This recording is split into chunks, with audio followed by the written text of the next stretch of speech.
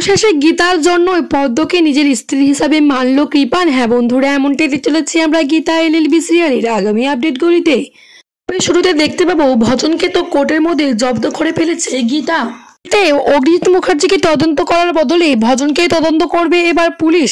তারপরে তো কোর্ট থেকে এসে গীতা সোজা চলে গেছে মেহেকের কাছে, মানে মেহেকের কাছে গিয়ে একটা মেকআপ আর্টিস্টের ছদ্মবেশ নিয়েছে গীতা। তো সেখানে মেহেককে গিয়ে বলতে থাকে যে মেহেক তোমাকে সাজুগুজু করতে হবে না, যা করার আমি করব, কোণে সাজবো তো আমি। তারপরে তো তা কোণের সাজে সেজে ওঠে আর মেহেককে সমস্ত কিছু প্ল্যান বলে দেয়। আর ওইদিকে তো পদ্মকে নিয়ে চলে আসছে বড়বাবু।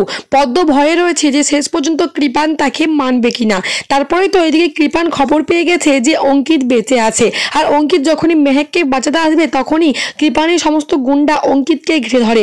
আর কৃপান বলে যে তুই শেষ হচ্ছিস তো, তোকে গীতা বাঁচিয়ে নিয়েছে তাই না, তার এবারে দেখ, এবার তোর সামনে আমি মেহেককে বিয়ে করব, নিয়ে আয় তোরা মেহেককে। তারপরে সবাই মিলে মেহেককে নিয়ে আসলে পান পাতা যখনই সরাতে দেবে তখনই দেখে পান পাতা সরিয়ে মেহেক নয়, সেখানে রয়েছে গীতা। গীতাকে দেখে চমকে যায় কৃপান। আর গীতা বলে, কিরে বাবু শোনা, নেরা কিন্তু বেলতলাতে একবারই যায়, যেহেতু তোর তো বেলতলা ঘোরা হয়ে গেছে পদ্মর সাথে, তাহলে তো তোর এবারে আত্মবিয়ে হওয়ার কথা নয়। তারপরেই তো কষিয়ে থাপ্পড় মারে একটা কৃপানকে। আর বলে পদ্ম, আর কৃপান তো ভীষণভাবে রেগে যায় আর বলে, এই আমাকে রিভলভারটা দে তো, এখানে এই গীতা এলএলবিকে শ্যুট করে শেষ করে দেবো। গীতা এলএলবি আমাকে জ্বালিয়ে খেলো। তারপরে তো যেখানে বড়বাবু আর সমস্ত পুলিশ ফোর্স চলে আসে আর সকলকে অ্যারেস্ট করে নেয়। আর গীতা একের পর এক থাপ্পড় মারতে থাকে কৃপানকে আর বলে, বাবু সোনা তুই কি এবার জেলের এখানে টানবি?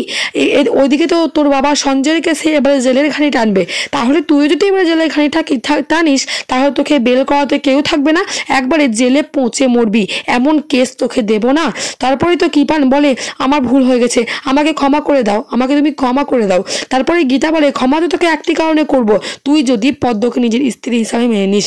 পদ্মকে তুই যদি নিজের স্ত্রী হিসাবে মানিস তাহলে তোকে জেলের ঘানিও টানতে হবে না। তখনই সেখানে মেহেক আসে আর বলে, দেখো কৃপান, আমি তোমাকে ভালোবাসি না, আমি অঙ্কিতকে ভালোবাসি, অঙ্কিতকে নিয়ে আমি সুখে থাকতে চাই, তুমি পদ্মকে নিয়ে সুখে থাকো। এরপরে কিন্তু মেহেকের মুখে এই সমস্ত কথা শুনে কৃপানের মন বদলে যায় আর বলে, ঠিক আছে আমাকে ক্ষমা করে দাও, আমি পদ্মকে নিয়েই সংসার করব। এইভাবে গীতার কথাতেই কৃপান পদ্মকে স্ত্রী হিসাবে মানতে রাজি হয়ে যায়।